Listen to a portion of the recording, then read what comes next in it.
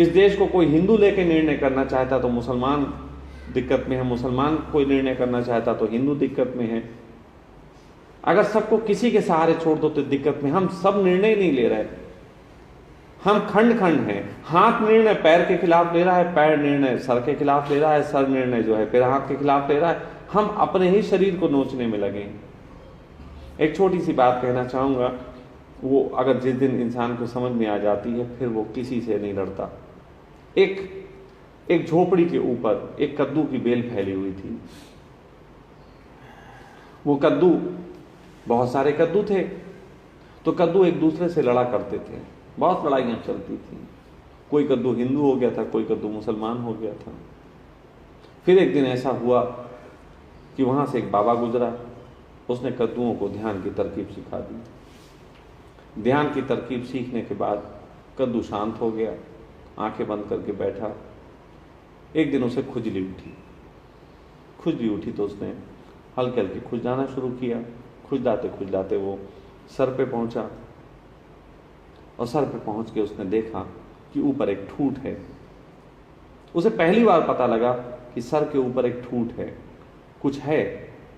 उसने वो पकड़ के ऐसे करके चलना शुरू किया, और वो हैरान रह गया कि वो दूसरे कद्दू से जुड़ा हुआ था। सब जुड़े हुए थे, बेकार लड़ते रहे, अभी तक लड़ना व्यर्थ गया, हम तो एक ही थे। थोड़ी सी मेरी ये बात समझ के देखना, जब तक ऐसा नहीं होता कि लोगों को एक ही स्वर में उनकी याद दिलाई जा सके कि हम सब संयुक्त हैं और जुड़े हुए हैं। मेरी मोटरसाइकिल का धुआं आपके फेफड़ों में जा रहा है, आपका धुआं मेरे फेफड़ों में आ रहा है। आपका एक कृत्य हमारी जिंदगी को प्रभावित कर रहा है, उसकी जिंदगी का किसी दूसरे को, और सब संयुक्त हैं।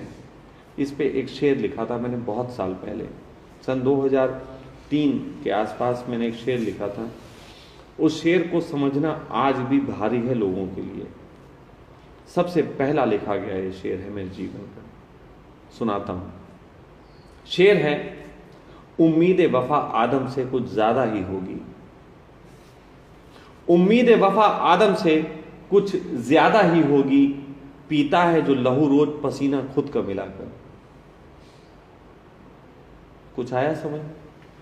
खोलूं इस शेर पे 1 घंटे का लेक्चर हो, चलो थोड़ा खोल देता हूं। उम्मीद वफा आदम से, हम आदमी से वफा की उम्मीद करते हैं। ये बहुत बड़ी बात है, क्योंकि हम जिस आदमी की बात कर रहे हैं, ये आदमी वो है जो कहता है हम मेहनत की कमाई खाते हैं, लेकिन असल में वो मेहनत की कमाई नहीं होती, किसी के खून को वो पी रहा होता है। और जब हमें ये भी पता ना हो कि हम खून को पीते हैं और मेहनत की कमाई बोलते हैं, इसी के लिए क्या कि पीता है लहू रोज पसीना खुद का मिलाकर। हम मेहनत की कमाई जिसको बोलते हैं, गौर से देखना, किसी का खून हो जाता है, किसी को नोचते हैं, किसी ना किसी को तकलीफ में डालते हैं, हम मेहनत की कमाई बोलते हैं। तो ऐसा आदमी, इतना बेहोश आदमी जिसे यह भी पता नहीं है कि मेहनत की कमाई कुछ नहीं होती, वो खून ही पीना है किसी का, ऐसे इंसान से तुम वफा की उम्मीद करो, ये थोड़ी बड़ी बात है। थोड़े से तो पहले हमें इंसानियत जन्मनी होगी, जिसमें हम कबीर जैसे लाखों लोग खड़े कर सकें जो कहें, जो मैं देखा आपड़ा मुझसे बुरा ना कोई। मैं तो स्वीकार कर लिया इस चीज को कि मुझसे बुरा कोई नहीं, लेकिन तुम स्वीकार नहीं कर पा रहे, तुम अभी कबीर की बात नहीं स्वीकार कर पा रहे। थोड़ा करो कबीर की बात स्वीकार।